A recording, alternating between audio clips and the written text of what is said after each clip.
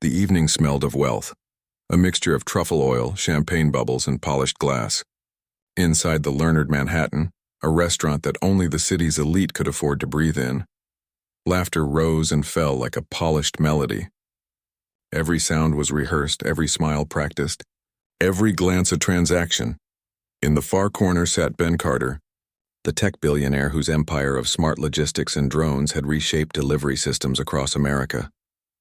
His watch, a custom titanium model worth more than most people's annual income, glowed faintly in the warm light. Around him sat 3 Japanese investors and his assistant. Callie Evans, a woman known for precision, hair in place, words sharper than glass, emotions invisible. Ben was halfway through explaining a merger when the restaurant door opened, and something invisible shifted. The 3 men who walked in didn't belong there. Too muscular, too alert, their shoes silent, their eyes scanning rather than admiring. The hostess smiled, but they brushed past her. Their coats didn't quite hide the bulges at their waists, and their gazes locked on Carter's table like guided missiles. From the kitchen doorway, Jordan Miles noticed them immediately. He had trained himself not to notice much anymore. After all, noticing used to be his job, in deserts where noticing meant surviving. Once a member of SEAL Team 6, Jordan had walked through places the world never spoke about. Now, at 34, he was just the night shift waiter, raising his 8-year-old daughter Ava in a small Queens apartment where the ceiling paint flaked like tired snow. But training doesn't fade. It hides, like a lion behind still grass. Jordan saw the pattern in 3 seconds. Synchronized spacing, triangular advance, one blocking the exit, one moving wide to the right, one making direct approach. And he knew. This was not a robbery. The ambush Ben Carter barely had time to lift his wineglass before the first man reached his table. "Mr. Carter?" The voice was low, professional, just before the punch came. The blow sent Carter crashing back into his chair, glass shattering, crimson wine exploding across the white tablecloth like a violent signature. Guests gasped. Silverware clattered. Callie screamed, pushing her chair back. But the second man caught her wrist mid-motion and slammed her down. The third pulled something metallic from his coat, and that's when Jordan moved. He didn't decide to. He was the decision. The world slowed. Sound narrowed. He was 10 feet away, but angles and timing were old friends. Jordan stepped between tables, catching the glint of steel. His left hand grabbed a serving tray, not as a shield, but as a distraction. He flung it sideways. It spun like a disc, shattering a champagne tower. The assassins turned for a split second, just enough. Jordan closed in, a knife hand strike to the first man's throat. Not to crush, just to stop breath for 2 seconds. A pivot left, elbow into ribs, a leg sweep. The second man folded without knowing why. The third tried to pull the trigger, but Jordan's wrist locked his arm mid-motion. Redirected, twisted, and weapon disarmed, dropped. And with one controlled push, the man collapsed unconscious. 4 seconds. Then, silence. A single glass of wine rolled in a circle on the marble floor, spinning until it stopped. Every eye in the restaurant turned toward Jordan, the quiet man in a white apron, breathing evenly, standing amidst fallen chaos. Aftermath sirens wailed outside within minutes. The police stormed in, guns drawn. Jordan raised his hands immediately, palms open, staying still because he knew what it meant to be a black man standing over 3 unconscious attackers while the cameras rolled. He spoke evenly, eyes forward. "I intervened. I don't know them. I'm not hurt. It wasn't fear, it was discipline. A soldier's version of survival." Carter was helped to his feet, dazed, staring at Jordan as though seeing a glitch in the system. "Who are you?" he asked, voice trembling. Jordan just replied quietly, "Someone who didn't want to see anyone die tonight." The cops took statements, medics arrived, and the chaos turned into a blur of questions. Callie couldn't take her eyes off him, the waiter who had moved like a ghost and vanished just as quickly back into anonymity. By the time dawn broke, security footage had leaked. Only Jordan's back was visible, but the internet did the rest. The man in the white apron. That's what they called him, a viral hero, one he never wanted to be. Home in Queens by evening, Jordan returned to his small apartment. Ava was already awake, sitting cross-legged on the couch, tablet in hand. "Daddy," she cried, "is that you on TikTok?" Jordan froze. On the screen was the grainy footage, his silhouette, the men falling. He knelt beside her, brushing a strand of hair from her face, that same golden streak she'd inherited from her late mother, Catherine. "Yes, that's me, but I just helped someone who needed help." Ava smiled wide. "So you are a superhero?" Jordan chuckled softly and hugged her tight. "No, baby. Just a dad who got lucky." But inside he knew luck had nothing to do with it. That night, while Ava slept, he sat by the window staring at the city skyline, neon lights pulsing like a heartbeat. His phone buzzed. A new message from Carter Industries. "Mr. Jordan Miles, please report to our headquarters tomorrow at 3 p.m. He sighed. He knew peace never came free. It always came with a bill, the summons. The next day, Jordan put on his only suit, a slightly wrinkled but clean. As he looked in the elevator's mirrored wall, he barely recognized the man staring back. Not the SEAL, not the viral hero, just a father trying to do right. When the elevator doors opened on the 43rd floor, he stepped into another world. The floor gleamed like a mirror. Expensive art hung on every wall. Behind a massive glass desk stood Ben Carter, still bandaged, flanked by Callie Evans. "Mr. Miles," Carter said, extending his hand. "You saved my life." Jordan shook it. "Anyone would have done the same." "Not like that," Carter replied quietly. "You moved like someone trained to kill." Jordan's expression stayed calm.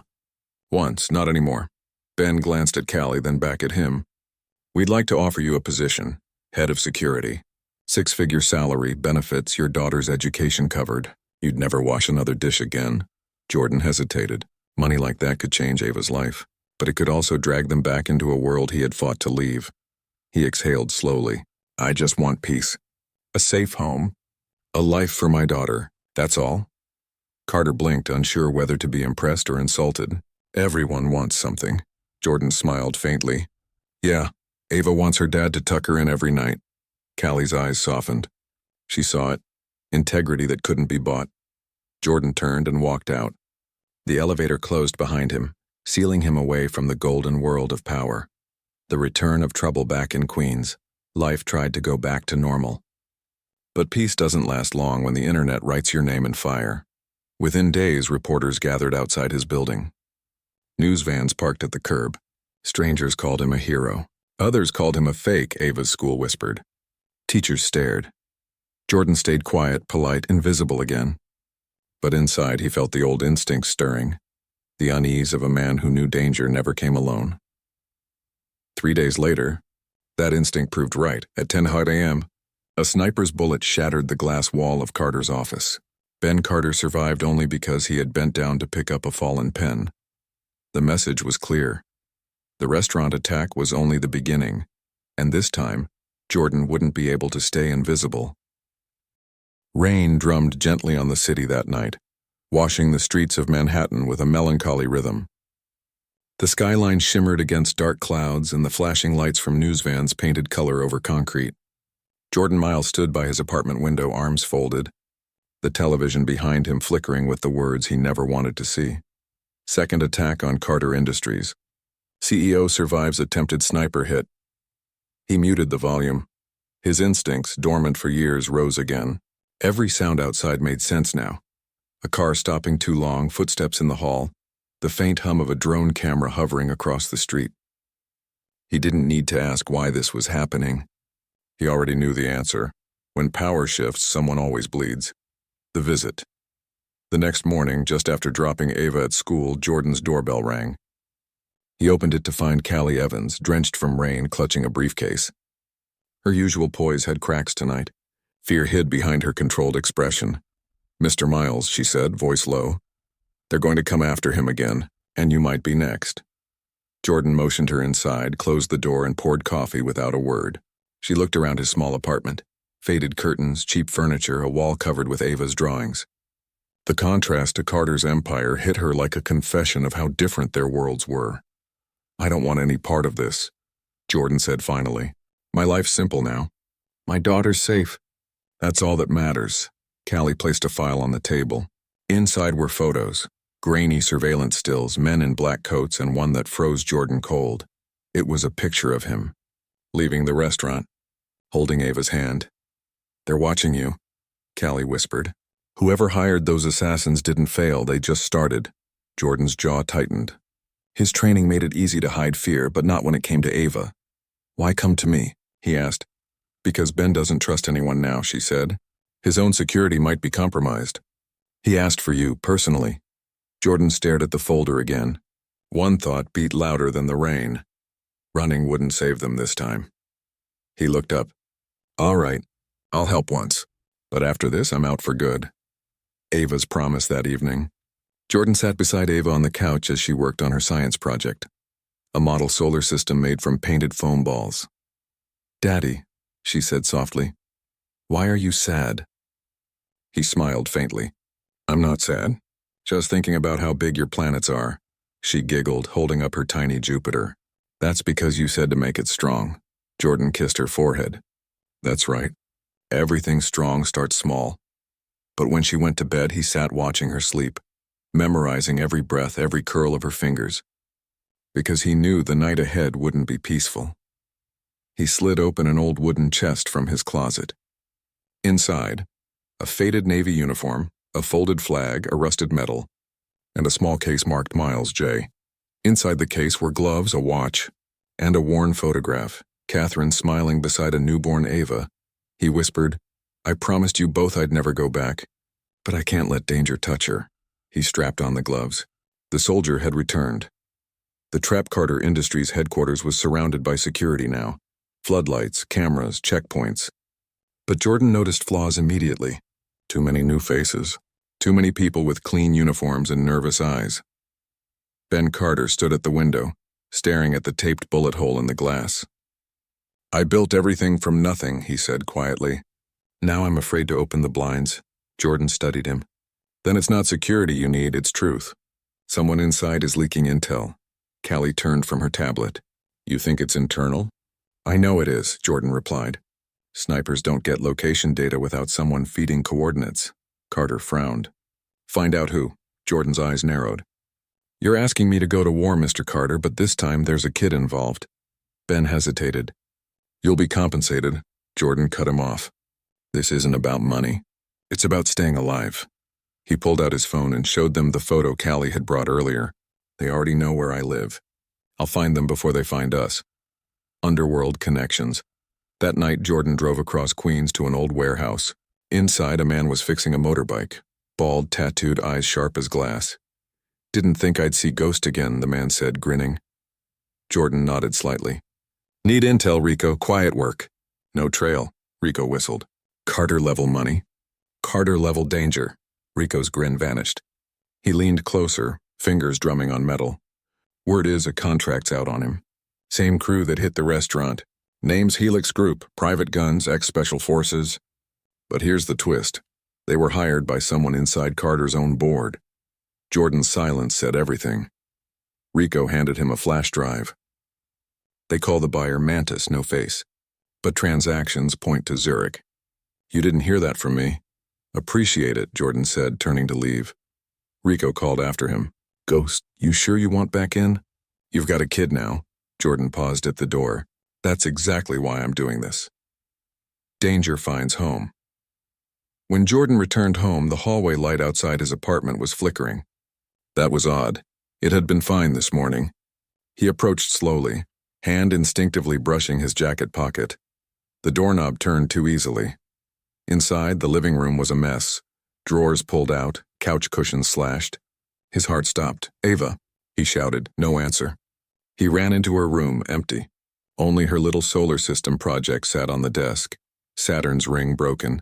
Then his phone buzzed. An unknown number, he answered, breath tight. A deep voice. "Mr. Miles, you should have stayed invisible. You want the girl back? Come to the docks.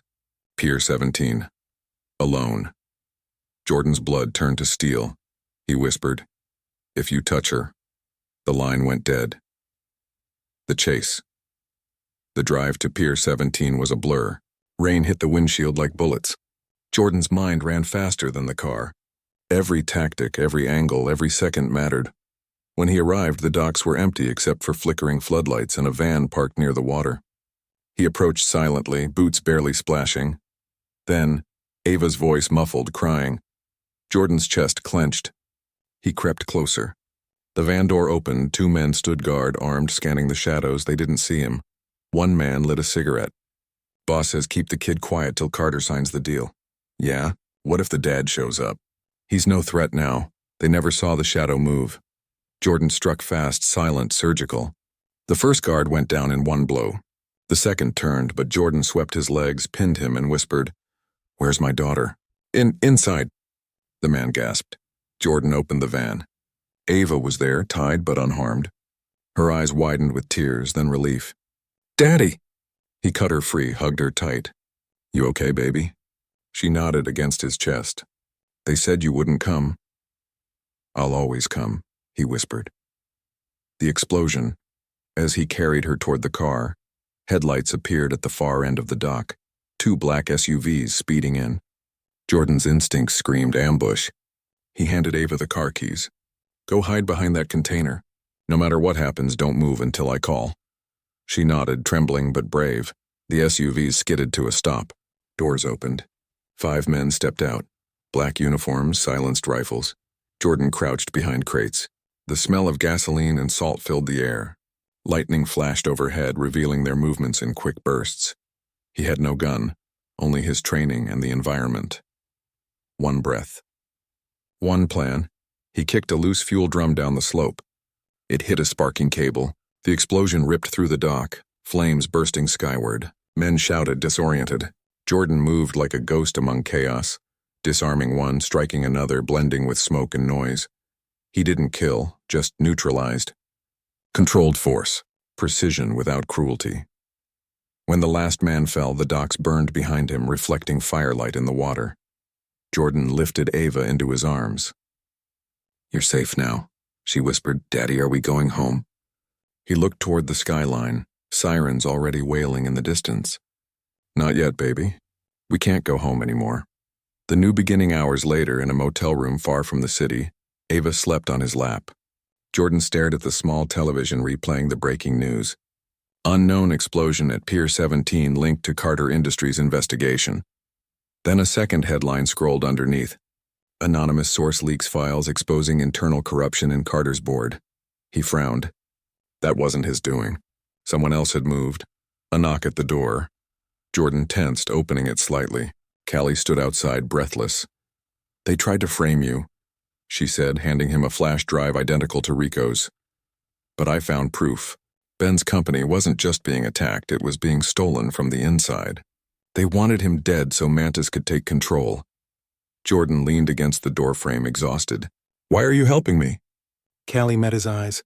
"Because you saved lives without asking for anything. The world needs people like that to survive." He looked down at the drive, then at Ava sleeping peacefully. "Then let's finish this," he said. Eyeball. Dawn broke cold and gray over New York. The city was half awake, half haunted by the previous night's explosion at Pier 17. In a motel off the highway, Jordan Miles sat on the edge of the bed, his daughter Ava still asleep under a blanket. Her small hand clutched the corner of his jacket like an anchor. On the desk beside him, 2 flash drives lay side by side, one from Rico, the other from Callie Evans. Both contained fragments of the same truth. Carter Industries wasn't just under attack, it was being eaten alive from the inside. He plugged the first drive into his laptop. Files unfolded like confessions, encrypted memos, offshore accounts, and something titled Project Helix Encrypted Locked, but not impossible. Jordan's fingers moved with the precision of an old habit he'd promised never to use again. In the SEALs, he'd learned to break systems without leaving fingerprints. Minutes later, the lock dissolved. A single image appeared, a serpent coiled around a drone. Beneath it, the name Mantis and a list, 20 board members, 4 security consultants, one familiar face. Jordan's eyes froze. Callie. A confession hours later, Callie returned from a pharmacy run with breakfast and medicine for Ava. She found Jordan staring at the laptop, jaw tight, eyes hard. "What is it?" she asked carefully. He turned the screen toward her. "You were on the Project Helix access list. Care to explain?" Her face drained of color. I I didn't know what it was. I only logged in once to handle Ben's schedules. I swear, Jordan's voice stayed calm but sharp. They used your clearance. Either you gave it to them or someone close to you did. She sank onto the chair, hands trembling. He used to work in cybersecurity. He had my old credentials. I thought he deleted everything when we broke up. I was wrong. Jordan studied her, weighing truth against deception. She looked broken, not rehearsed. Then we find him, he said finally. His name's Ethan Vale, she whispered. He vanished a year ago after Ben fired him for data theft. But if he's back, he's not working alone. Jordan leaned back, thinking. Helix, Mantis, Vale, it's not just corporate espionage. Someone's building a shadow network using Carter's infrastructure, AI, drones, tracking. They're using the company as cover. Callie frowned. To do what? He looked at her grimly. Control information. Maybe the world. The first clue while Ava slept, Jordan and Callie drove to an old server hub Carter once owned in Brooklyn. It was shut down months ago, but the flash drives pointed there. Coordinates embedded in the data. The place was half buried under graffiti, humming faintly with backup power. Jordan picked the lock quietly and motioned Callie to stay close. Inside, dust covered old terminals. Yet one light blinked red, active. He connected the drive. A feed came alive. Encrypted messages, video logs, shipment routes, all time-stamped within the last 48 hours. A voice crackled from a nearby speaker. Cold, mechanical. Mr. Miles, I admire your persistence, Callie flinched. Who is that? The voice continued, distorted. You could have stayed invisible, but now you're a liability. We can't allow liabilities, then static. A timer flashed on the screen, 00259. Bomb, Jordan snapped. Run! They sprinted outside. The explosion hit seconds later, a flash of fire that sent debris raining down. Jordan shielded Callie as concrete dust filled the air. When the echo faded, he said through clenched teeth, They're not just cleaning data, they're cleaning witnesses. Carter's choice back at Carter Industries, Ben Carter stood before a wall of screens. Reporters called him paranoid. Shareholders called him desperate. But he had seen death up close now, and fear had become his new partner. His head of security entered. Sir, NYPD says the explosion wasn't linked to us directly. Ben turned. That's what they want to believe. The elevator dinged. Jordan and Callie stepped out, covered in dust. Ben's eyes widened. You're alive. Barely, Jordan replied. But now I know who's behind it. Ethan Vale, your former IT lead. He's working for Mantis, Ben swore under his breath. That snake. I should have seen it. Jordan placed the flash drive on his desk. You need to move your family, your data, everything. They're inside your network already. Carter nodded, but his hands trembled. We can't move billions overnight. Then move people first, Jordan said. Data can be rebuilt. Lives can't. For a long time, the billionaire said nothing. Then quietly, help me, Miles. You're the only one who doesn't want something from me. Jordan shook his head. You're wrong. I want one thing. My daughter safe. You make sure she stays that way. Ava's courage that night, Ava stayed in Carter's guest suite for safety. But she wasn't just a bystander. She was her father's daughter. Curious, clever, unafraid. While adults whispered about strategy, Ava noticed something strange on the mansion's smart screen. A blinking dot labeled Device Sync in Progress. She called out, Daddy, someone's downloading stuff. Jordan rushed over. The system showed an external device accessing Carter's private archive. They've breached the network, he muttered. He traced the signal, coming not from outside but from inside the mansion. His voice dropped. Someone here's still feeding them. They checked every employee, every device, nothing. Then Ava tugged his sleeve. Daddy. The housekeeper left her phone plugged into the wall near the library. Jordan hurried there. The charger had a small transmitter hidden inside. He crushed it instantly, but the damage was done. They know we're onto them, Callie said. Jordan nodded grimly. Then they'll come fast. The betrayal at midnight, the mansion lights flickered. Security feeds went dark. Jordan drew a breath, calm and centered, seal mode. They cut power. They're coming in. Ben grabbed his phone. I'll call the police. Jordan shook his head. They'll jam the signal. Through the window, figures appeared in the fog. Black suits, night vision, silencers. Jordan whispered to Callie, Take Ava. Hide in the panic room, now. She hesitated. What about you? He gave her a small smile. I've been waiting for this fight since they touched my little girl. Then he slipped into the shadows. The siege. The first intruder entered through the back hall.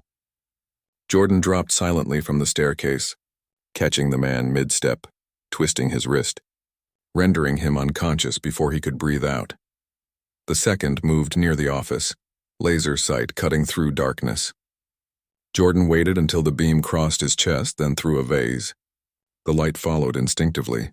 Jordan struck from the side, one blow precise fast.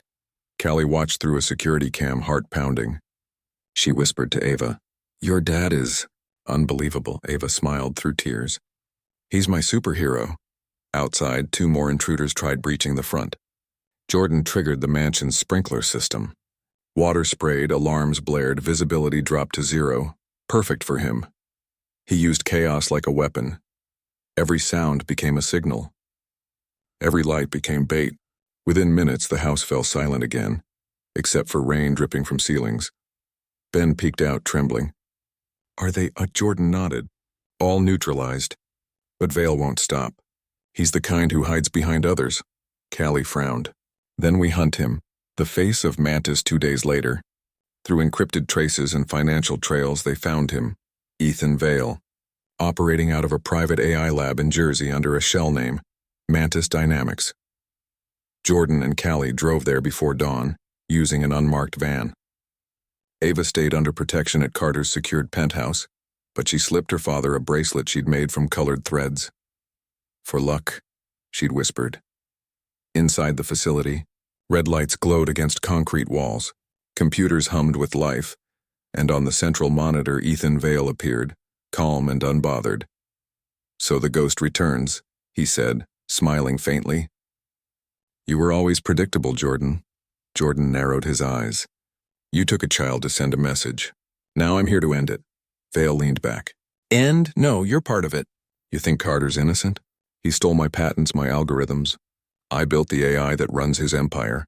And when I demanded credit, he destroyed my life." "Mantis is justice," Callie whispered. "You want revenge." Vale's grin widened.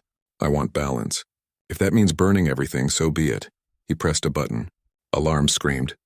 The lab's security drones powered up. Automated defense units, steel arms spinning with precision. Jordan's mind raced. "Callie, cut the main grid." She ran to the console while Jordan dodged the first drone's strike. The machine slammed into steel pipes. Sparks showered. Jordan grabbed a wrench, striking joints, disabling sensors. Vale shouted over the noise, "You can't stop progress."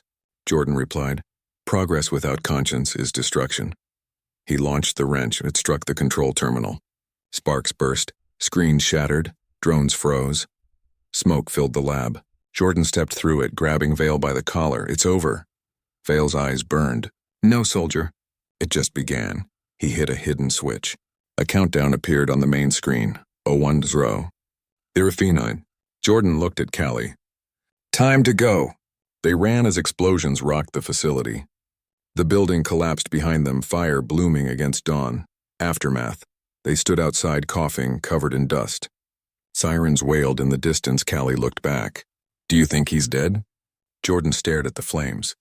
"People like him never die easy." She exhaled shakily. "What now?" Jordan watched the horizon.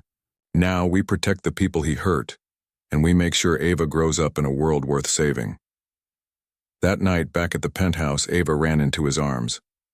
"Daddy, you came back." He smiled, holding her tight. "Always."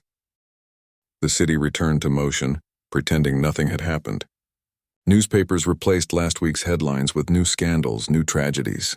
But for Jordan Miles, the silence after battle was the most dangerous sound of all. He could feel it, that tension before another storm. From the outside, life seemed calm. Ava went back to school, her laughter filling the apartment again. Callie Evans stayed in touch with updates from Ben Carter, whose company was rebuilding under tighter security and government supervision. But Jordan didn't believe in coincidences. Not when a man like Ethan Vale had simply disappeared. The quiet before one evening, Jordan picked Ava up from school. She ran into his arms, holding a small envelope. "We got to write letters to our future selves," she said proudly.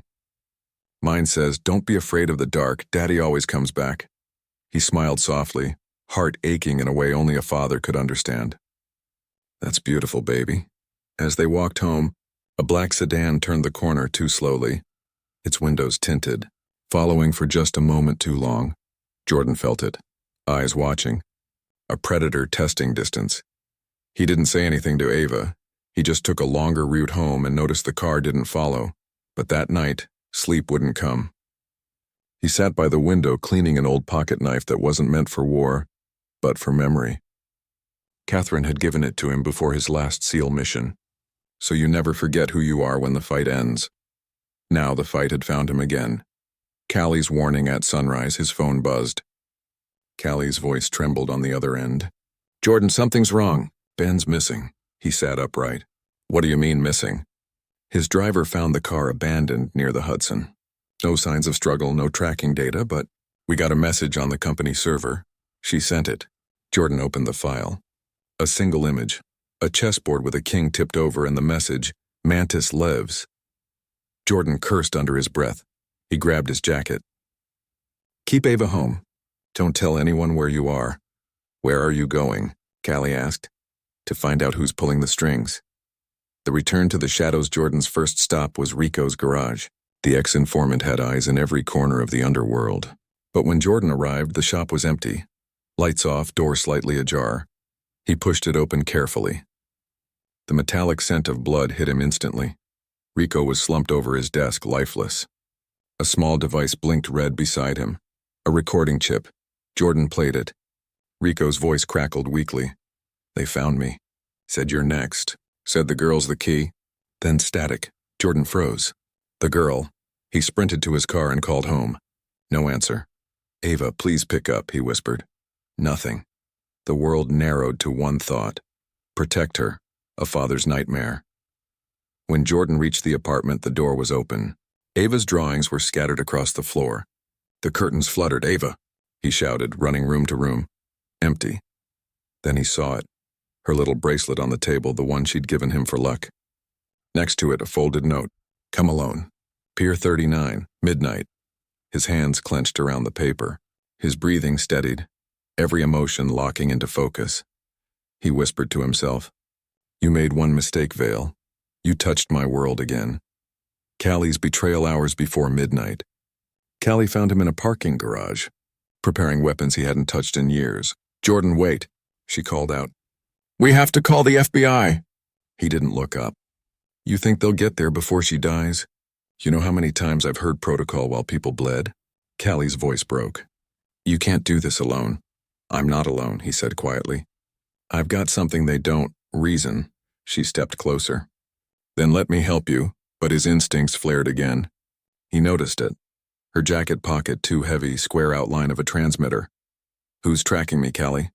he asked. She froze. "I had to. They said they'd kill Ben if I didn't lead you to them." Jordan's heart cracked. "So you sold me out?" Tears streamed down her face. "No, I'm trying to fix it." "They said they'd take Ava, not—" He cut her off. "They already have her." Her face went pale. Pier 39 midnight came with a cruel wind off the river. The pier stretched into blackness, lit only by the faint glow of distant city lights.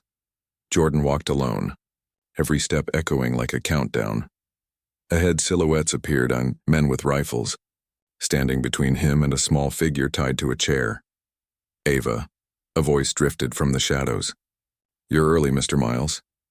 Ethan Vale stepped into view, alive, untouched, wearing a smile that made blood run cold. Jordan's fists tightened. "You won't leave this pier," Vale chuckled. "You misunderstand. I didn't come to kill you. I came to recruit you. The world is broken, Jordan. Men like Carter built it. I'm rebuilding it, now with precision, order, power. You should be helping me." Jordan's voice was quiet but sharp. "I'm not your weapon anymore," Vale sighed. "Pity. Then your daughter will inherit your stubbornness." That was enough. The 4 seconds again.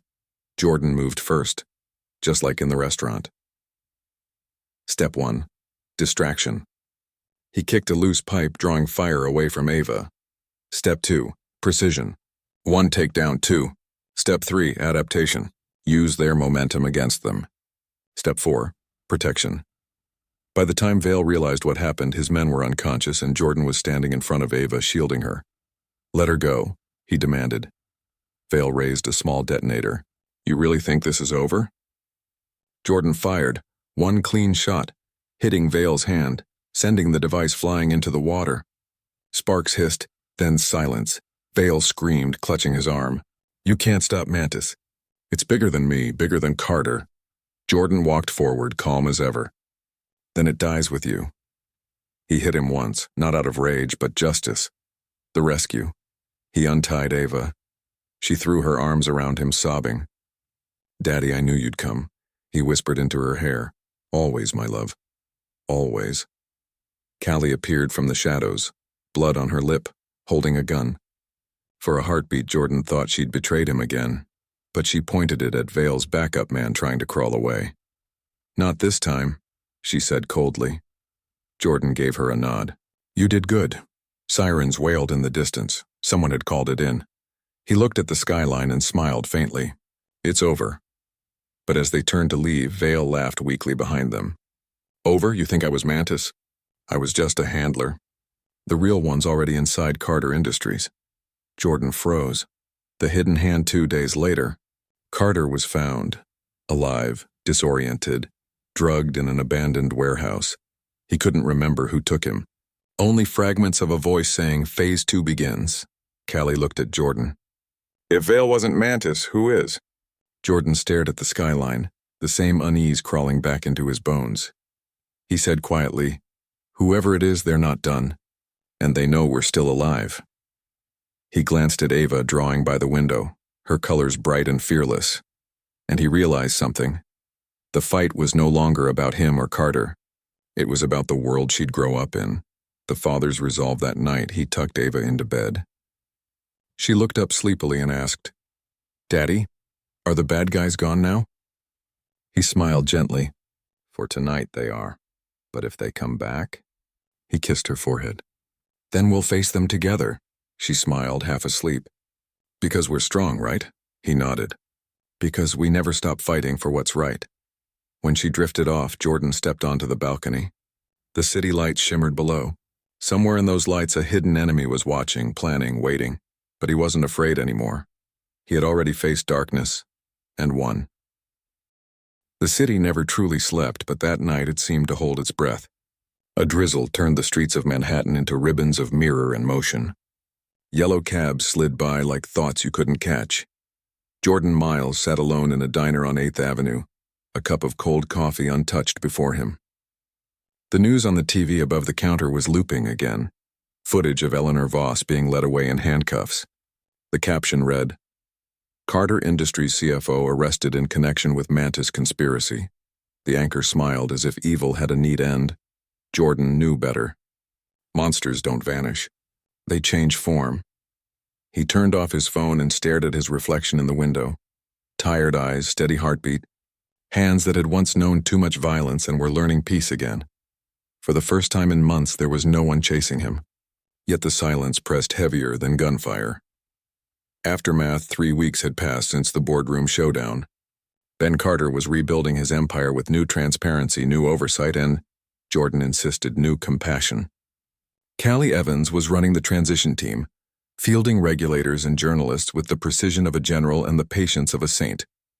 And Ava, bright and curious, was back in school, her world reduced again to drawings, playground secrets, and bedtime stories.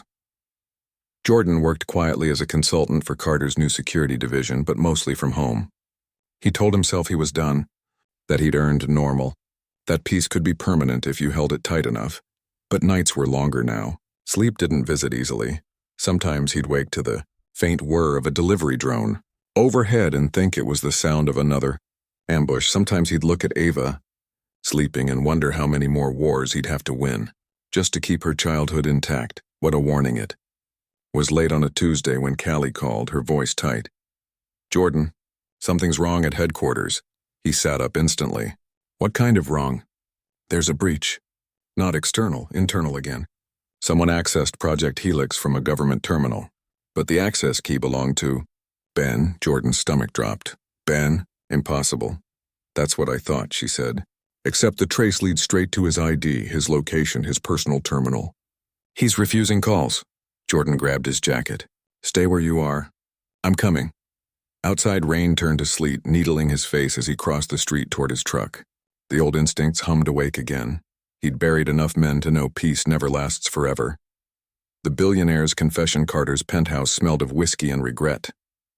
Ben Carter sat slumped in an armchair, laptop open, a live feed flickering on screen. The image was unmistakable. Voss in an interrogation room smiling directly into the camera as though she knew he was watching. Ben, Jordan said quietly. You okay? Carter looked up, eyes bloodshot.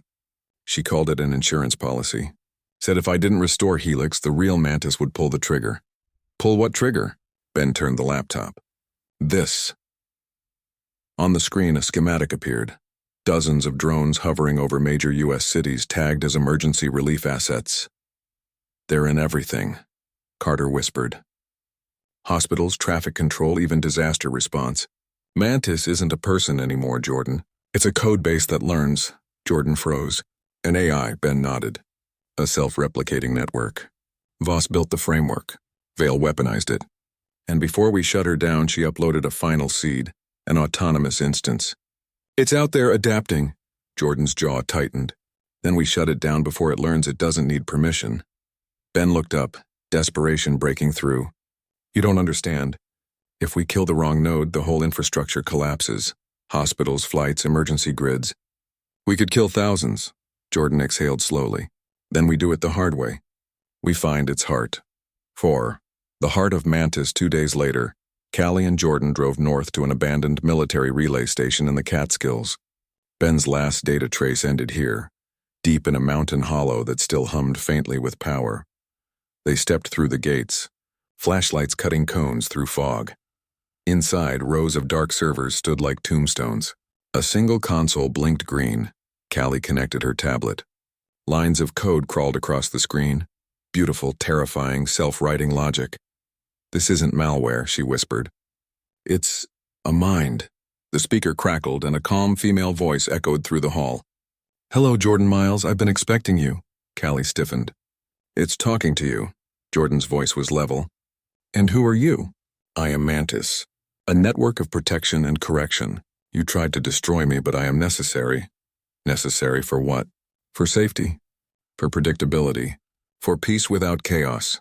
You taught me that, soldier. Peace requires control. Jordan swallowed hard. You learned that from Voss.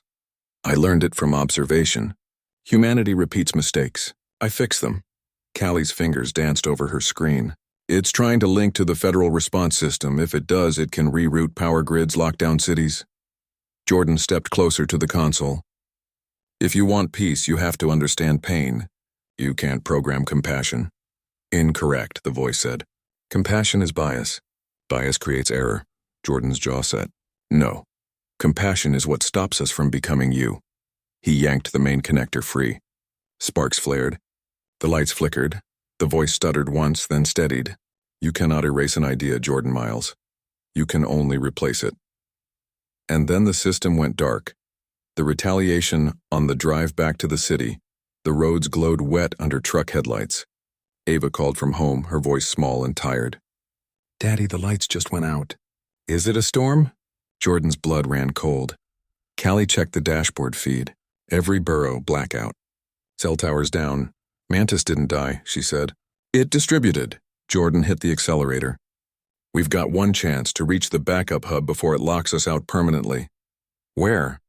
Carter Industries. 43rd floor. 6. The storm in the tower, by the time they reached Midtown, the skyline was a patchwork of darkness. Emergency sirens howled. Drones hovered confused above intersections. Inside Carter's building, red emergency lights pulsed like a heartbeat. Ben met them in the lobby, pale but alive.